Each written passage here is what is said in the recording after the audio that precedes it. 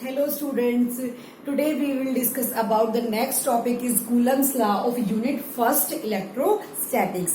Electrostatics हमारी unit चली हुई है, उसका जो नेक्स्ट टॉपिक है हमने इलेक्ट्रिक चार्जेस के बारे में, लास्ट टॉपिक हमने पढ़ा मास एंड चार्जेस के बारे में डिफरेंस क्या होता है। अब नेक्स्ट टॉपिक हमारा आता है कूलम्स लॉ। देखो हमने पढ़ा है मास के बारे में, न्यूटन ने हमें जो आप लोगों ने 11th क्लास के अंदर टॉपिक स्टडी किया था, न्यूटन ने हमें क्या एक्सपेरिमेंट शो करके दिखाया कि जब दो मासेस हमारे पास होते हैं तो उन दोनों के बीच में जो फोर्स होगा वो क्या होगा, वो किस तरीके से क्वांटाइज्ड होगा, उसकी क्वांटिटी कितनी होगी फोर्स की। ठीक है, अब नेक्स्ट उसने क्या किया, कूलम ने दो चार्जेस के बीच में भी उस फोर्स को डिफाइन करना सोचा। जो कूलम है हमारे साइंटिस्ट, उन्होंने सेवरल एक्सपेरिमेंट्स किए फाइंड आउट करने के लिए दो चार्जेस के बीच में क्या फोर्स लग सकता है, कितनी उसकी क्वांटिटी हो सकती है। ठीक है, तो उन्होंने क्या किया, इस एक्सपेरिमेंट को कूलम्स ने अपने एक्सपेरिमेंट को, चार्जेस वाले एक्सपेरिमेंट को हमारा जो मासेस वाला एक्सपेरिमेंट था उससे जोड़ के इसको फाइंड आउट किया। तो न्यूटन ने हमें क्या दिया था, न्यूटन ने हमें बोला था कि force is directly proportional to product of their masses and force is inversely proportional to square of the distance between them. ये हमने पढ़ा था जो ग्रेविटेशनल फोर्स के बारे में 11th स्टैंडर्ड के अंदर। तो न्यूटन ने जब ये लॉ दिया तो इसी के ऊपर जो बेस्ड है कूलम्स लॉ, कूलम ने दिया। इसी को ध्यान में रखते हुए कूलम ने दो चार्जेस के बीच में फोर्स को फाइंड आउट किया। अब हमारा जो कूलम्स लॉ है वो क्या बोलता है, the forces of interaction between two charges. अब ऑब्वियसली जब इंटरेक्शन है तो टू चार्जेस तो होंगे। अब जब ग्रेविटेशनल फोर्स है तो टू मासेस भी होते थे। ठीक है, अब बात हमने की है चार्जेस के बारे में। The interaction between two charges is directly proportional to the product of the two charges and inversely proportional to the square of the distance between them। क्या होगा, जो फोर्स होगा वो डायरेक्टली प्रोपोर्शनल, जैसे हमने ग्रेविटेशन के अंदर पढ़ा था product of the two masses, उसी तरीके से product of the two charges, दोनों चार्जेस के बीच में जो प्रोडक्ट बनेगा वो तो फोर्स के directly proportional and inversely proportional to the square of the distance between them. और जो इनवर्सली प्रोपोर्शनल है वो उन दोनों के डिस्टेंस के बिटवीन बनेगा। अब टू चार्जेस हमें किस तरीके से लेने हैं, लेट अस टेक 2 पॉइंट्स। हमने एक पॉइंट ये ले लिया, एक ये ले लिया, इसको चार्ज का नाम दे दिया Q1, इसको दे दिया Q2। अब इसने ये बोला है, Coulomb's law says that the interaction between, हमें फाइंड आउट करना है दो चार्जेस के बीच में फोर्स कितनी उसकी क्वांटिटी है। बिकॉज हमने ग्रेविटेशनल फोर्स के अंदर पढ़ा था दो मासेस के बीच में कितना फोर्स लगता है। अब हम पढ़ेंगे, अब हम फाइंड आउट करेंगे दो चार्जेस के बीच में कितना फोर्स लगता है। तो यहां आएगा the interaction between two charges,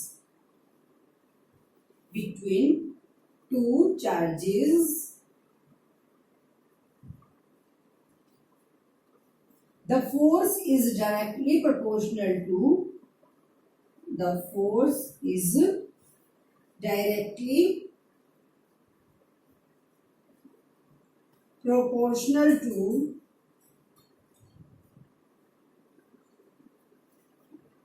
the product of their masses, charges, हम पढ़ रहे हैं चार्जेस के बारे में, इन दोनों के बीच का डिस्टेंस जिसको हमने स्मॉल आर से डिनोट किया है, product of their charges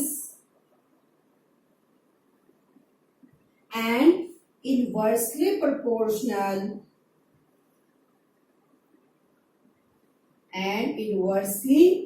proportional to the square of the distance between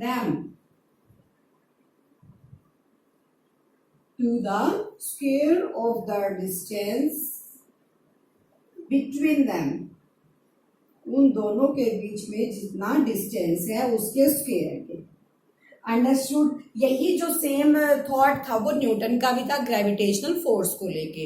अब वही सेम कॉलम ने इसको कॉपी पेस्ट किया है, लेकिन उसने मासेस की जगह क्या कर दिया, चार्जेस को कर दिया। अब देखो दोबारा से, the interaction between two charges, दो चार्जेस के बीच में जो इंटरेक्शन है, तो force is directly proportional to the product of their charges and inversely proportional to the square of the distance between them. दोनों के जो हमारा चार्ज है उनके प्रोडक्ट के तो डायरेक्टली प्रोपोर्शनल एंड इनवर्सली यानी कि उसका अपोजिट होगा square of the distance between them. इन दोनों के बीच में जो डिस्टेंस है उसके स्क्वायर के इनवर्सली प्रोपोर्शनल होगा। अंडरस्टूड। अब बात करते हैं इसके फॉर्मूले की। हमने फोर्स को डिनोट किया है एफ से, ठीक है, फोर्स को एफ से। इलेक्ट्रोस्टैटिक के अंदर आप इस चीज को पढ़ रहे हो तो तुम यहाँ इलेक्ट्रोस्टैटिक भी लिख सकते हो, वरना force is directly proportional to, according to the definition, product of their masses and inversely proportional, force is inversely proportional to the square of the distance between them। उनके स्क्वायर के क्या हो जाएगा, इनवर्सली। अब हम इन दोनों को, जब दोनों लेफ्ट हैंड साइड दोनों की इक्वल है तो राइट हैंड साइड को भी हम इसमें इकट्ठा लिख सकते हैं। तो force is directly proportional to product of the charges and inversely proportional to square of the distance between them।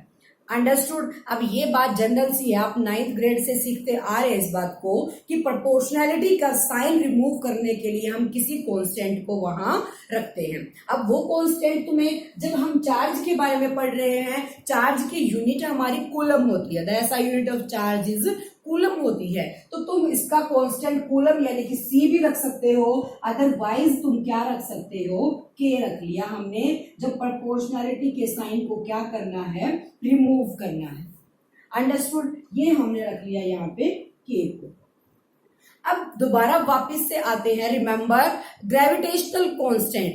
जब हमने ग्रेविटेशनल कांस्टेंट लगाया था तो वो हमने लिया था कैपिटल जी, हमने लिया था capital G is the gravitational constant. But हमें क्या करना है, अब देखो इन दोनों टॉपिक को हमने एक दूसरे से तो लिंक कर दिया, लेकिन इन दोनों का जो मेन डिफरेंस है वो क्या है कि इन दोनों का जो ग्रेविटेशनल कांस्टेंट है वो क्या होगा, gravitational constant is unlike the electrostatic constant, कि जो चार्जेस का कांस्टेंट हमने लिया है वो डिफरेंट है ग्रेविटेशनल कांस्टेंट से। व्हाई?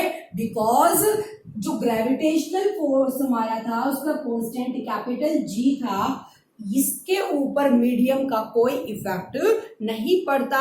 मीडियम यानी कि वो एयर है या फिर वो फ्री स्पेस है, ठीक है। बट जो इलेक्ट्रोस्टैटिक कांस्टेंट हमारा है इसका मीडियम के ऊपर इफेक्ट पड़ता है, यानी कि मीडियम का इसके ऊपर, तो मीडियम क्या करेगा, इसके ऊपर इफेक्ट डाल देगा, ठीक है। तो यही है जो मेन डिफरेंस है ग्रेविटेशनल फोर्स के बीच में और जो हमारा कूलम्स लॉ इनके बीच में, कि इन दोनों का जो हमारा कांस्टेंट टर्म आई है, इस कांस्टेंट टर्म, ये जो कांस्टेंट टर्म है वो depends on the nature of the medium. तो electrostatic constant is depends on the nature of the medium from the separating the charges, जो उन चार्जेस को सेपरेट कर रहा है जो मीडियम, उसके नेचर पे डिपेंड करता है इलेक्ट्रोस्टैटिक कांस्टेंट। अब ये क्या चीज होती है, electrostatic constant is the permittivity, यानी कि इलेक्ट्रोस्टैटिक कांस्टेंट जो है वो जिस नेचर पे डिपेंड करता है मीडियम के, इसका जो कैरेक्टरिस्टिक है इसको बोला गया है परमिटिविटी। अंडरस्टूड। परमिटिविटी वर्ड का क्या मतलब हुआ, यानी कि परमिट मिल जाना, कहां से, उन दोनों के बीच में जो मीडियम है, दो चार्जेस के बीच में जो मीडियम है उसका इफेक्ट पड़ता है उस चीज के ऊपर। अब इसके बारे में थोड़ा सा आगे डिस्कस करते हैं।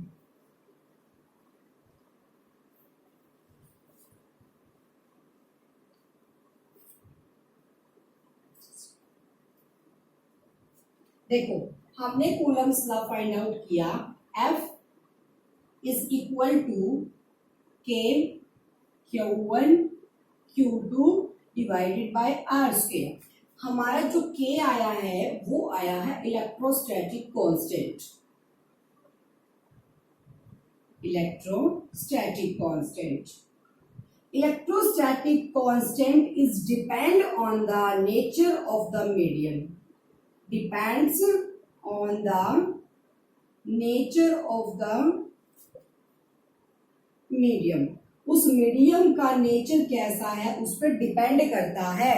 कौन से वाला मीडियम, जो सेपरेटिंग द चार्जेस, जो चार्जेस को सेपरेट कर रहा है,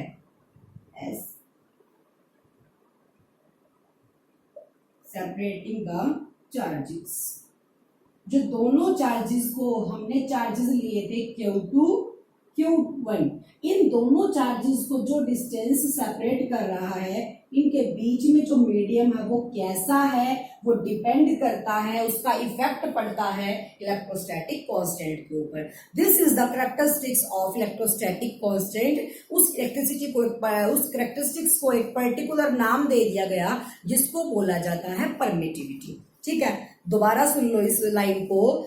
हमारा जो आया इलेक्ट्रोस्टैटिक कांस्टेंट के आया है, इस के ऊपर इफेक्ट पड़ता है इन दोनों चार्जेस के बीच में मीडियम कौन सा है, कि वो एयर है या फिर वैक्यूम है। ठीक है, तो जो मीडियम है ये कैरेक्टरिस्टिक्स को नाम दे दिया गया है एक परमिटिविटी। ठीक है, तो परमिटिविटी हमारी क्या बन जाएगी, permittivity is the characteristics of, is the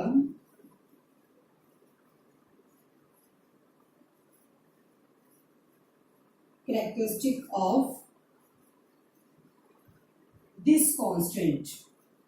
इस कांस्टेंट की एक कैरेक्टरिस्टिक इसको बोला गया है। अब इसका एक एग्जांपल लेके देखते हैं। मान लिया हमारे पास 2 चार्जेस है, ऑब्वियसली एक चार्ज यहाँ है, दूसरा चार्ज यहाँ पर है। ठीक है, दोनों चार्जेस, इस चार्ज ने इस चार्ज के ऊपर इस चार्ज के लिए अपनी तरफ से कोई फोर्स लगाया, यानी कि स्ट्रिंग्स छोड़ी, या तुम रेज लगा लो सिंपल लैंग्वेज के अंदर। इस चार्ज के ऊपर इसको क्या करना है, रेज छोड़नी है। तो यहां से जब इसने रेज छोड़ी है अपनी, वो यहां से निकल के इस मीडियम से, मान लिया मैंने इस मीडियम को एयर का नाम दे दिया, इस मीडियम से निकल के इस तक आ गई, लेकिन सारी रेज इस तक नहीं पहुंची। मान लिया इसने 100 स्ट्रिंग्स छोड़ी है, उसमें से 60 इसने एब्जॉर्ब कर ली, दूसरे चार्ज तक हमारे पास 40 स्ट्रिंग्स सिर्फ रीच्ड हो पाई हैं, पहुंच पाई है। तो जो 60 हमारी स्ट्रिंग्स इस मीडियम ने एब्जॉर्ब कर ली है, इसको नाम दे दिया गया मीडियम का परमिटिविटी। इस मीडियम की परमिटिविटी कितनी हो गई, 60 हो गई, क्योंकि इसके पास 60 स्ट्रिंग्स को क्या करने की, एब्जॉर्ब करने की कैपेसिटी होती है। तो जिस मीडियम की वजह से उसकी चार्जेस की रेज पे, स्ट्रिंग्स पे इफेक्ट पड़ता है, वही उस मीडियम की परमिटिविटी होती है। अब मैं इसकी जगह अगर कुछ और लेती हूँ, मान लिया मैंने दूसरा मीडियम कोई और ले लिया, दिस वन, यानी कि कोई नोटबुक या बुक ले लिया। ठीक है, अब इस बुक के भी दोनों तरफ मान लिया मैंने 2 चार्जेस को रख दिया। 2 चार्जेस हमारे, एक ये हो गया, एक ये हो गया। इस चार्ज ने यहां से रेज छोड़ी या स्ट्रिंग्स छोड़ी, इस चार्ज ने सिर्फ 40 रेज ही क्या की है, कैच की है, या इस तक 40 ही पहुंच पाई है। तो 60 कहाँ गई, इस मीडियम ने एब्जॉर्ब कर ली। तो जो इस मीडियम ने एब्जॉर्ब की है वही इस मीडियम की क्या हो जाएगी, परमिटिविटी हो जाएगी। अंडरस्टूड। और जो परमिटिविटी होती है उसको हमें डिनोट करना है इस सिंबल से, जिसका नाम, जिसको हम बोलेंगे एप्सिलॉन। क्या बोलेंगे, एप्सिलॉन नाम दे दिया गया।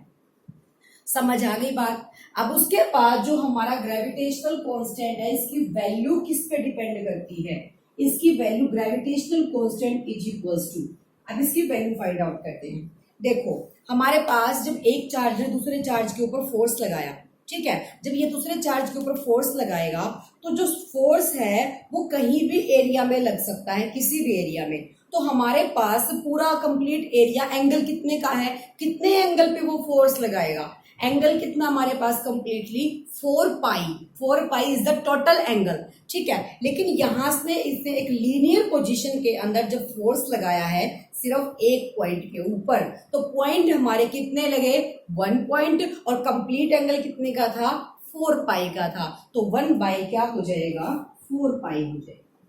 यही रीजन है इस फॉर्मूला के अंदर। ठीक है, क्योंकि कंप्लीट एंगल कितना, 4 पाई का, लेकिन यहां से जिस चार्ज ने फोर्स लगाया वो सिर्फ एक पॉइंट पे पॉइंट चार्ज लगा है, तो वो हमारा बन जाएगा 4 पाई में से 1 निकाल लिया। अंडरस्टूड। अब बात करते हैं एप्सिलॉन। यहाँ पे आ जाएगी परमिटिविटी, क्योंकि जो परमिटिविटी होती है उसके ऊपर क्या होता है, मीडियम का इफेक्ट पड़ता है, तो इसी वजह से हमें यहाँ पे परमिटिविटी लिख लिया। अब बात करते हैं कि यहाँ एप्सिलॉन नॉट यानी कि 0 टाइप में क्यों लगाया है, इसको नॉट का नाम दे दिया गया, NAUGHT, not. This one is epsilon, this one is not, तो एप्सिलॉन नॉट ये बोला गया वाई।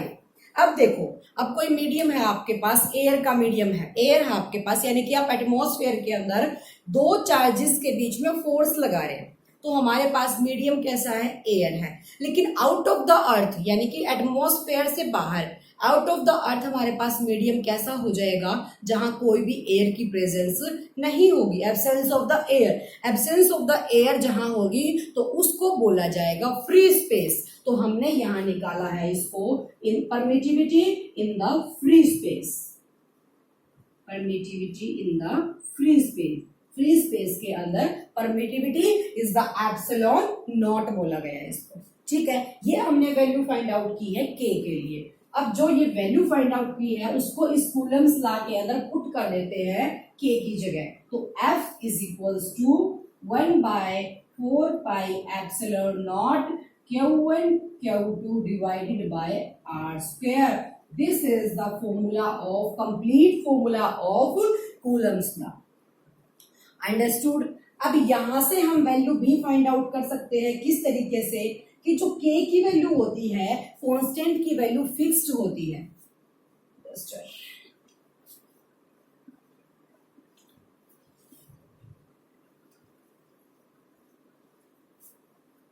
k की जो वैल्यू है वो 9 इंटू 10⁻⁹ फिक्स है, ठीक है। अब यहां से हम एप्सिलॉन की वैल्यू फाइंड आउट कर सकते हैं, किस तरीके से, k is equals to 1/4 pi epsilon naught. तो यहां से जब k को इधर ले जाएंगे, एप्सिलॉन को इधर ले आएंगे, तो epsilon naught is equals to 1/4 pi k हो जाएगा। What is the value of k?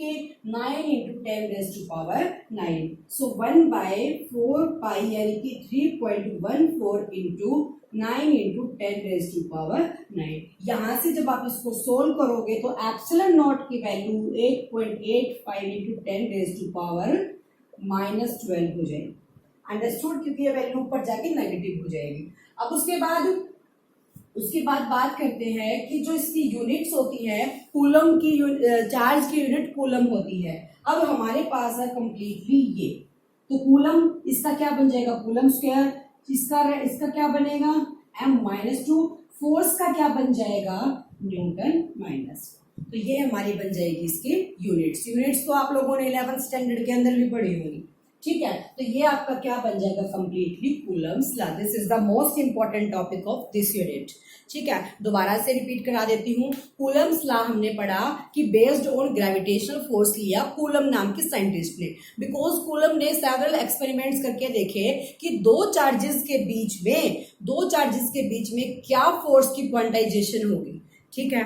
तो हमने न्यूटन्स लॉ के बारे में सुना है। न्यूटन्स का लॉ ऑफ ग्रेविटेशन बोलता है कि force is directly proportional to the product of their masses and inversely proportional to the square of the distance between them. तो कूलम ने क्या किया, वहां से उसको पेस्ट किया, उसी के ऊपर बेस्ड अपना लॉ बनाया कि जब दो मासेस के बीच में इस तरीके से फोर्स लग सकता है तो दो चार्जेस के बीच में क्यों नहीं।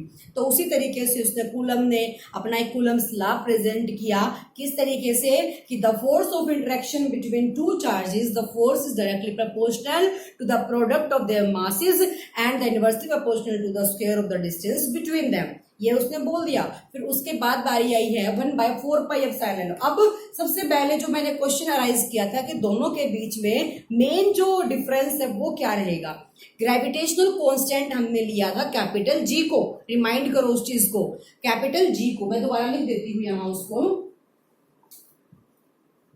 जो gravitational Newton's law of gravitation पढ़ा था आप लोगों ने, F is equal to capital G m1 m2 divided by r square. तो इसका जो ग्रेविटेशनल कांस्टेंट था वो कैपिटल जी था, बट इलेक्ट्रोस्टैटिक का जो हमने लिया है वो क्या लिया है, F is directly proportional to k Q1 Q2 divided by r square. तो इन दोनों के कांस्टेंट के अंदर मेन डिफरेंस ये है कि इसके ऊपर किसी मीडियम का कोई फर्क नहीं पड़ता कि वो एयर है या वो वैक्यूम है, लेकिन जो हमारा इलेक्ट्रोस्टैटिक का कांस्टेंट के है इसके ऊपर इफेक्ट पड़ता है कि वो एयर है या फिर वो फ्री स्पेस है। अंडरस्टूड। बात करते हैं वहां जिसकी वजह से जिस कैरेक्टरिस्टिक की वजह से उस कैरेक्टरिस्टिक्स को नाम दे दिया गया है परमिटिविटी।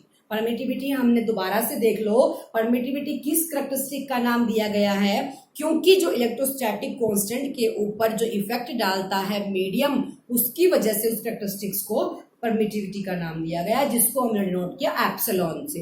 एप्सिलॉन नॉट क्यों लगाया, जीरो नीचे क्यों लगाया, वो इस वजह से लगाया क्योंकि जो वो वहां पे वो परमिटिविटी है वो फ्री स्पेस के अंदर है जहां एयर की एब्सेंस है। अंडरस्टूड? तो ये है आपका कंप्लीटली कूलम्ब्स लॉ।